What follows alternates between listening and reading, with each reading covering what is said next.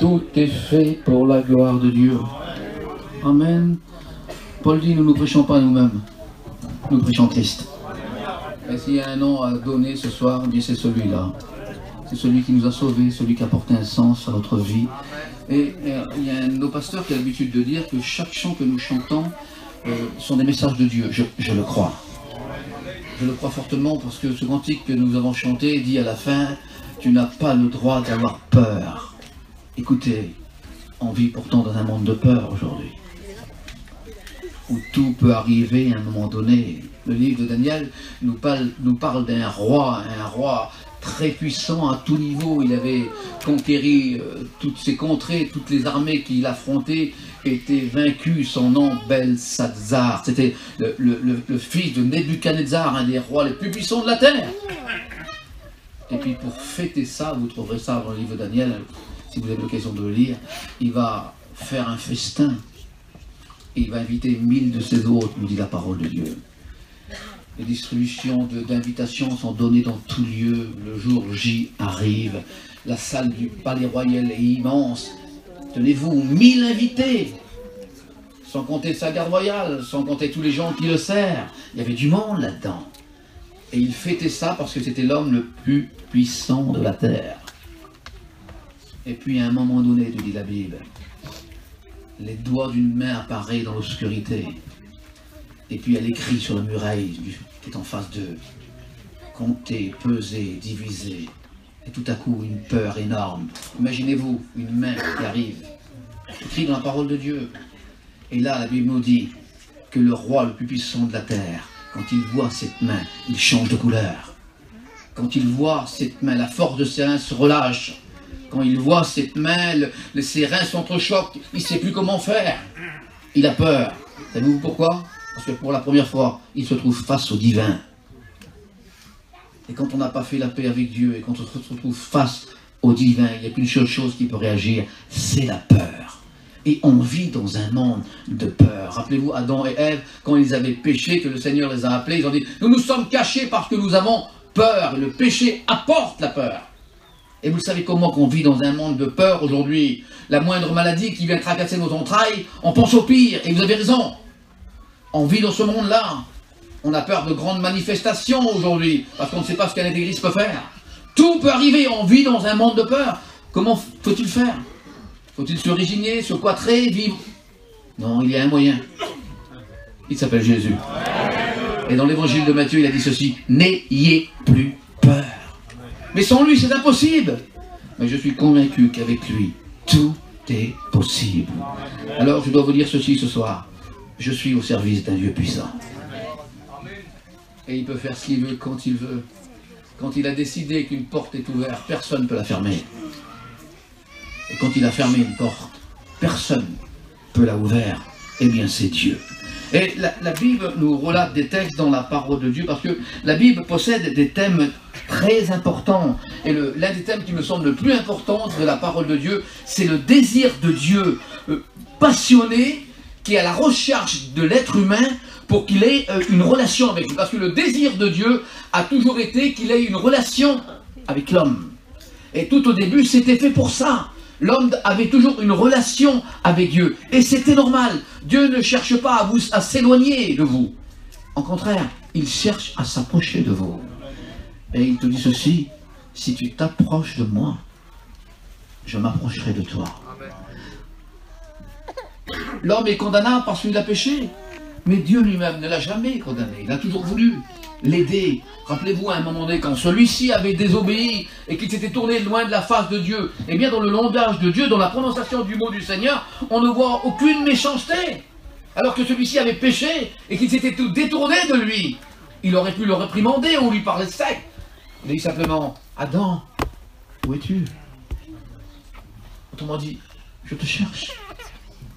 Je ne sais pas si vous entendez ce cri de Dieu dans son cœur pour cet homme, pour l'homme de l'humanité que nous sommes, qui t'est éloigné, qui est parti loin dans le monde, et qui tu as essayé de chercher un véritable sens à ta vie, mais en fin de compte, tu ne l'as pas réellement trouvé. Et le Seigneur te dit ce soir, comme il a dit à cet homme, en fin de compte, aujourd'hui, où es-tu?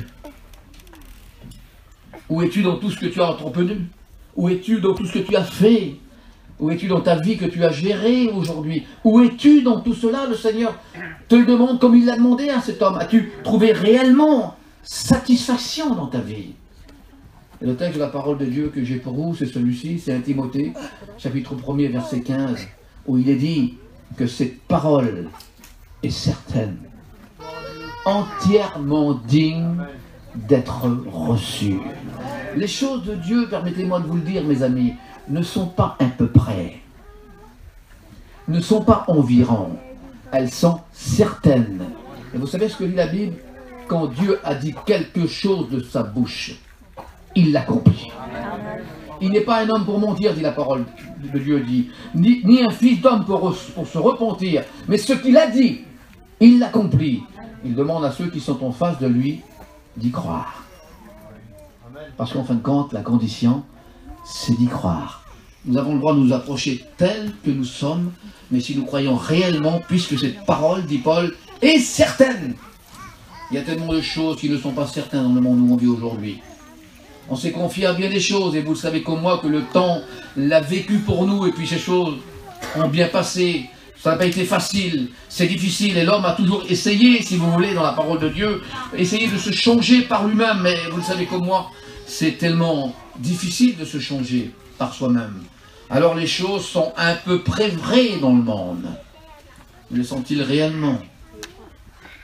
Écoutez, tout ce que vous avez goûté aujourd'hui, j'en appelle à votre reconnaissance et à votre âge dans le monde que vous avez vécu, tout ce que vous avez goûté, soyez francs avec vous-même si vous n'êtes pas francs avec les autres, soyez avec vous-même ce soir.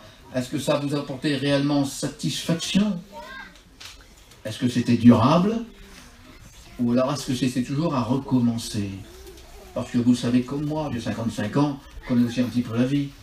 Les choses du monde sont toujours à recommencer. Toujours à refaire. Et pas plus tard que quelques jours, un homme me disait, on ne peut plus se permettre d'acheter un camping de l'année. L'année après, on a un autre. Qu'est-ce qui est nouveau sous le soleil? Rien. Et puis vous savez comment que dans tous les domaines, c'est justement comme ça. Alors certains vont dire ce soir, oui mais quand même, je suis dans la vie et puis j'ai réussi dans ma vie. Eh bien ça peut être nécessaire. Parce que réussir dans sa vie, c'est un nécessaire. Mais réussir sa vie, c'est l'essentiel. C'est l'essentiel. Et il n'y a qu'un seul qui est l'essentiel, c'est Jésus. L'histoire raconte qu'un jour une femme avait son petit bébé dans les bras, et puis elle est passée près d'une grotte, et elle a entendu une voix. Et ça disait, rentre dans cette grotte, prends tout ce que tu peux, mais n'oublie pas, tu as 10 minutes, les portes se ferment. Elle n'en croyait pas ses oreilles. Elle avait son petit bébé dans ses bras. Elle avait écouté cette voix. Tu peux rentrer dans cette grotte, prendre tout ce que tu veux, mais n'oublie pas, dans 10 minutes, les portes se ferment. Et quand elle est rentrée dedans, l'histoire nous dit qu'il y avait des trésors de partout. Alors elle a commencé à en prendre dans ses poches. Elle remplissait tous les poches qu'elle avait, mais seulement le petit bébé qu'elle avait dans les bras, elle l'embêtait un petit peu. Alors elle ne savait pas comment faire. Alors elle prenait, elle n'arrivait pas, elle a pris le petit, puis elle l'a mis là juste à l'entrée dans la grotte. Et là, elle avait de la place pour reprendre tout.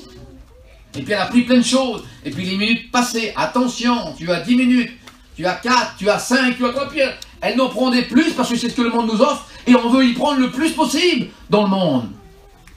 Et elle en a pris. Et tellement pris par cela qu'elle arrivait à 2 à 3 minutes, avec tous les trésors qu'elle avait dans les mains, les portes sont fermées, elle a passé juste à sa travers. J'ai réussi quand même, et elle s'est rendue compte qu'elle avait oublié son petit bébé dedans.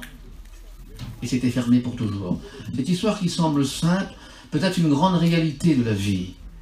Parce qu'en fin de compte, qu'est-ce qui a de plus de prix dans la vie? Vous connaissez quelque chose de plus cher que la santé? Vous connaissez quelque chose de plus important que l'appétit, vous? Il faut être malade pour ne pas manger. Salomon dit dans la parole de Dieu que la table est une bénédiction. Eh bien, vous savez, vous pouvez avoir le plus beau lit, acheter le plus beau lit, mais vous n'acheterez jamais le sommeil. Et dans le monde, des choses qu'on ne peut pas acheter. Vous pouvez vous acheter la plus belle table avec les plus grands mets qu'il peut y avoir. Vous n'acheterez jamais l'appétit. Parce que c'est un nécessaire, mais ce n'est pas l'essentiel. Vous pouvez, malheureusement, c'est la vie quotidienne d'aujourd'hui, on peut aujourd'hui s'acheter une place au cimetière. C'est vrai. Vous ne vous achetez pas une place au ciel. Jésus vous l'offre gratuitement. Alors il y a des choses qui sont nécessaires et il y a des choses qui sont essentielles. Et le plus important, mes amis, c'est l'essentiel. Et l'essentiel dans notre vie, eh bien, c'est Jésus. Celui qui a apporté le sens à notre vie. L'être humain a toujours été à la recherche de quelque chose. Parce que la Bible nous apprend que l'homme est pécheur. Privé de la gloire de Dieu. On ne pouvait approcher Dieu, vous comme moi. C'était pas possible de le faire. Parce que nous sommes nés dans le péché, attirés par un élément par le péché. On ne peut pas s'en libérer nous-mêmes. Et le péché a toujours eu des conséquences. Parce que qui sème le vent récolte la tempête. Dans le monde, on dit la roue elle tourne. Et je sais que pour beaucoup c'est arrivé. Ce que l'on sème, on arrive aussi à le moissonner. Et c'est une vérité. Et parfois, on récolte des choses qu'on a semées et qui ne nous semblent pas bien bons. On n'aurait pas voulu cela. Mais ça s'est passé comme ça. Parce que l'être humain, en fin de compte, ne se connaît pas réellement. Écoutez, j'ai écouté des gens qui ont dit, moi, d'un fait qui s'était passé dans la vie de quelqu'un. Moi, jamais je ferais ça. Jamais je ferais une chose comme ça. Et puis 8 mois ou 1 an après, se trouvant dans une circonstance qui était comme ça, ils sont arrivés à faire ce qu'ils ne voulaient pas faire. C'est le monde. C'est le péché. L'homme est attiré. Comment faire? Impossible. Comment pouvoir changer? Impossible. Je ne sais pas si vous avez entendu parler du tsar Pierre le Grand. C'était un homme de l'histoire de France excessivement méchant. Et il avait dit ceci un jour: je souhaite changer mon empire. Mais comment je vais faire, disait-il? J'arrive pas à me changer moi-même. Et le plus grand problème que nous avons dans notre vie aujourd'hui, eh bien, c'est de pouvoir changer nous-mêmes. Regardez aujourd'hui notre vrai problème des hommes. Les hommes politiques que nous connaissons dans le monde aujourd'hui, ils essayent, vous avez vu des nouveaux présidents. On a un président de 39 ans aujourd'hui qui gouverne la France. Alors ils essayent par toutes sortes de moyens d'améliorer le monde, de présenter quelque chose d'autre. Ils veulent baisser le chômage, arrêter la violence, donner à l'humanité quelque chose de meilleur. Et ils veulent changer le monde. Mais écoutez, comment peut-il arriver? Ils n'arrivent pas à se changer eux-mêmes. Il ne se passe pas un mois qu'on a des scandales politiques, des détournements de fonds, des hommes politiques véreux. Mais vous le savez comme moi. Comment ces hommes peut-il changer un autre? Et c'est la Bible qui dit aussi. Comment un homme peut-il changer un autre? Pas possible. Impossible. Dieu peut le faire. Il est capable de changer, dit la parole de Dieu, ce que nous ne pouvons pas faire. Tu voudrais peut-être changer ta femme.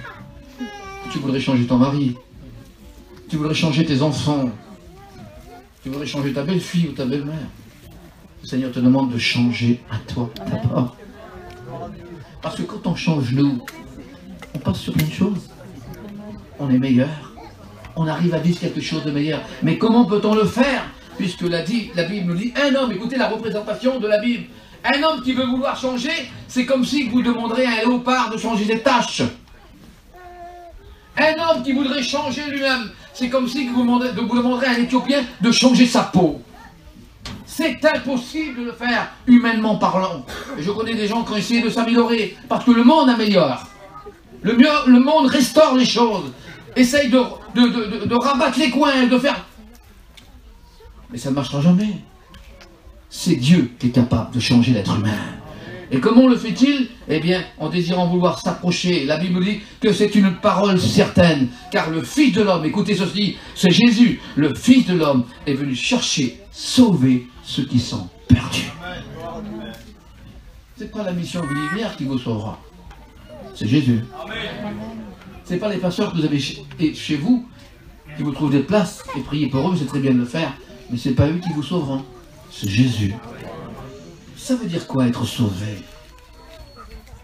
Ça veut dire être mis hors de danger. Ça veut dire quoi être sauvé? Ça veut dire repartir avec quelque chose qu'on n'a pas dans la vie. La paix. Connaissez-vous la paix? L'avez-vous chez vous dans votre foyer? Jésus a dit, je te donne ma paix. Il savait de quoi il parlait puisque le monde ne l'a pas. Le monde vit dans la guerre aujourd'hui. Connaissez-vous la joie? La véritable joie? Certains, pour avoir un peu de joie, vont jouer, vont s'amuser, vont boire, et d'autres, malheureusement, vont se droguer. Pour avoir un peu de joie. c'est de la joie artificielle. Ça ne dure pas et vous le savez comme moi. Puis encore, cette joie, faut-il avoir les moyens nécessaires pour se la payer. Parce que si tu veux un peu de joie dans le monde, paye. Hein? Si tu veux un peu de bonheur, paye. Si tu veux ceci, paye. Dans le monde, il n'y a rien de gratuit. Tout se paye. Mais si vous venez à Jésus, tout est gratuit. Savez-vous pourquoi? Parce qu'il a payé. La Bible dit qu'il a pris notre place. Il a payé pour nous. Il a payé pour vous. Et tout ce que vous recherchez réellement, en fin de compte, pour votre vie, alors que vous le cherchez dans le monde et que vous ne le trouvez pas, vous pouvez le trouver en Jésus. Et ça, gratuitement. Dieu vous demande qu'une chose, c'est que vous lui confiez votre vie. Il est capable d'arranger tout. La Bible nous dit ceci, écoutez, quand un malheureux crie, l'Éternel l'entend et il le délivre de toutes ses détresses. Alors je ne connais pas votre vie et je ne veux rien savoir de votre vie, mais je connais quelqu'un qui connaît toutes les vies. Parce que la Bible me dit que la parole n'est pas sur ta langue, qui la connaît. Le cheveu de ta tête n'est pas tombé, qui le sait. Quant à le fuir, impossible. L'homme de Dieu dit, où irai-je loin de ta face? Si je monte au ciel, tu y es. Si je descends au séjour des morts, tu y es. Si je prends les ailes de l'aurore pour habiter jusqu'aux extrémités de la terre, là encore ton bras me soutiendra. Dieu est partout. Ça peut être un danger, mais ça peut être aussi un avantage. Dans le sens que ne croyez pas que Jésus est simplement ici. Il sera là où vous êtes. Chez vous, au volant de votre voiture, quel que soit l'endroit où vous serez, le Seigneur a dit, invoque-moi au jour de la détresse, que je te répondrai. Il est donc capable de te répondre, il est capable de te donner un sens à ta vie. Il y a, permettez-moi de vous le dire, il n'y a qu'un seul nom qui sauve, il n'y a qu'un seul nom qui apporte la vie, c'est le nom de Jésus. C'est le nom de Jésus. Aucun autre nom. Et ce nom de Jésus est puissant. Il est capable d'apporter la véritable paix à votre cœur. Il est capable de vous donner ce que vous avez réellement besoin. Ce que vous cherchez depuis longtemps. Et pourquoi pas essayer ce soir? De toute façon, ça ne coûte rien. Essayez, parce que dans tout ce que nous avons parlé ce soir, le seul qui peut apporter, eh bien, c'est le nom de Jésus. Et c'est justement, il y a puissance. Il y a puissance dans le nom de Jésus. Est-ce que vous le croyez? Il y a puissance dans le nom de Jésus. Croyez-moi, c'est vrai. Il y a puissance dans le nom de Jésus. Il y a puissance dans le nom de Jésus. Pour briser les chaînes, pour briser les chaînes, pour briser les chaînes. Encore une fois, il y a puissance dans, croyez-le ce soir, ce nom qui sauve. Il y a puissance dans le nom de Jésus. Il y a puissance dans le nom de Jésus. Pour briser les chaînes, pour briser les chaînes, pour briser les chaînes. Il y a onction, il y a onction dans le nom de Jésus. Alléluia. Il y a onction dans le nom de Jésus. Il y a onction dans le nom de Jésus. Pour briser les chaînes, pour briser les chaînes, pour briser les chaînes, pour briser les chaînes, pour briser les chaînes, pour briser les chaînes, pour briser les chaînes. Il y a la vie dans le nom de Jésus. Alléluia. Il y a la vie dans le nom de Jésus. Il y a la vie dans le nom de Jésus. Pour briser tes chaînes, pour briser tes chaînes, pour briser tes chaînes, pour briser tes chaînes, pour briser tes chaînes, pour briser tes chaînes.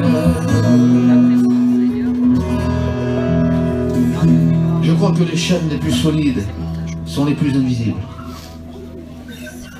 C'est celles qu'on ne voit pas. Et que tu connais dans ta vie. Tu as bien essayé de pouvoir les enlever ou te changer. Tu t'es rendu compte que ça a toujours été négatif pour toi. Tu as échoué à chaque fois. Parce que c'est lui qui a le pouvoir de briser les chaînes. Si vous le connaissez ce soir, si vous l'acceptez ce soir, il est celui, dit la Bible, qui rend réellement libre. Et être libre, eh bien, ne pensez pas qu'être chrétien, c'est renfermer, cloîtrer et vivre une vie malheureuse. Vous vous trompez à ce niveau-là. C'est la vie la plus heureuse qu'un homme peut avoir, parce qu'on est capable de dire oui, capable de dire non. Parce que celui qui est en nous est plus fort que celui qui est dans le monde. Alors il veut te rendre libre ce soir. Nous nous inclinons. Seigneur, ta parole a été annoncée. Et elle ne revient jamais sans avoir fait des fruits dans les cœurs. Nous le croyons réellement.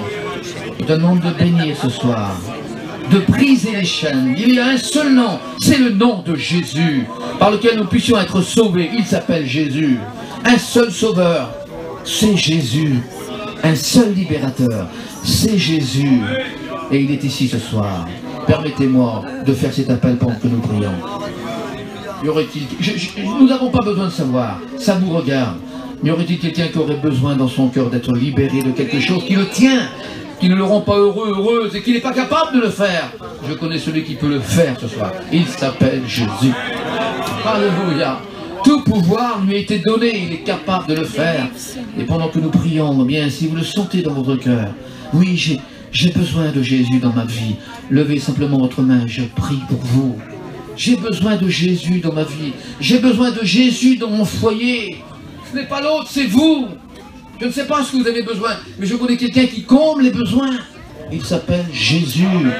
Et si tu l'invoques ce soir, il te répondra. Qui que tu sois, il te répondra. Il te demande une seule chose. Sois vrai. Sois vrai. Si tu es vrai avec lui, alors il changera ta vie. Y aurait-il quelqu'un qui voudrait avoir Jésus dans son foyer? Un signe d'une main. Et je prie pour vous et le Seigneur vous bénit.